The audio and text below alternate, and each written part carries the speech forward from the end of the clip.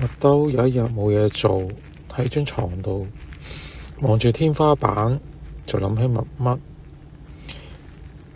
諗起以前有乜嘢都會同乜乜一齊，譬如買麵包食，咁乜乜同乜乜一齊揀，通常佢會揀咗佢鍾意食嗰啲，跟住我就可以一齊食。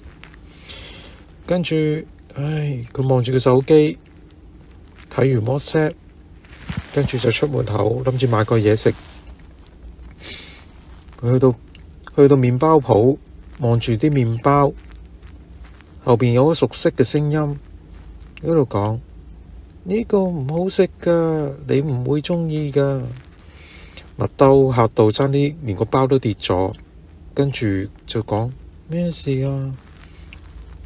但係佢轉身睇又冇人喎，原來佢只係太習慣乜乜喺身邊，俾啲意見佢自己。麥兜苦笑一下，就拎起咗麵包就講啦：咁我就要買呢個，點啊？